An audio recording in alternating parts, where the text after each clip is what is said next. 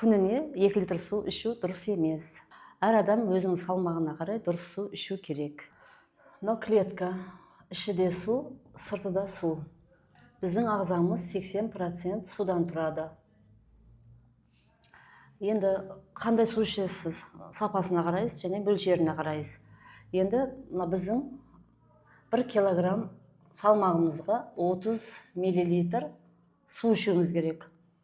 Енді сізде 60 килограмм салмақ болса, 30 миллилитрге көбейткенде бірде 800 грамм сіздің күні бойы ішкен суыңыз 1 литр 800 грамм болады. Енді біздің ағзамыз,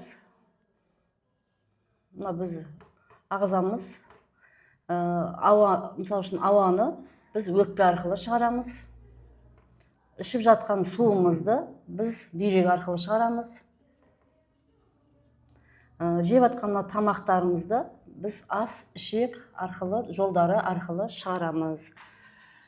Енді бізде бірінші өшірет дұрыс су ішу. Екінші тазалану, ағзамызды полный тазалану. Үшінші бізде дұрыс тамақтану дейміз. Клеточное питание деп айтылады. Дұрыс тамақтану.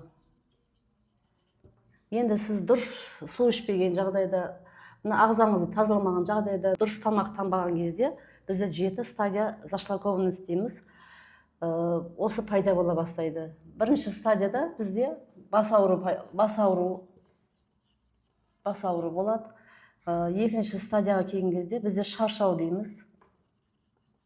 Шаршау және энергиямыз жоқ. Үшінші стадияда бізде давлениямыз жоғары немесе төменге түсіп кетеді. Төртінші стадияда бізде өкпе жәрдем береді. Өкпеде тыныс алу жолдары. Енді бесінші стадияда бізде кожа дейміз. Біздің терімізге келеді.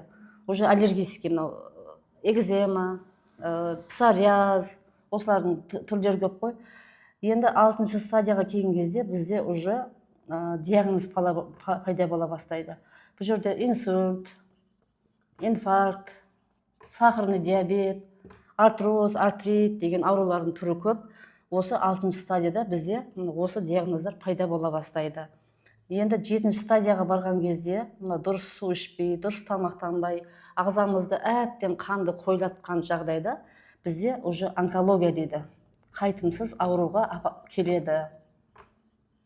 Онкология дейміз. Сондықтан сіздер дұрыс тамақтанып, дұрыс суды ішіп, ағзаларыңызды дұрыс тазалап, клеточное питание дейміз ғой, осылардың бәрін дұрыс қолданған кезде сіздердің дендеріңіз сау болады. Бізде клеткамыз сау болса, ұлпа сау болады. Ұлпа сау болады. Ұлпа сау болса, орган сау болады. Органымыз сау болады.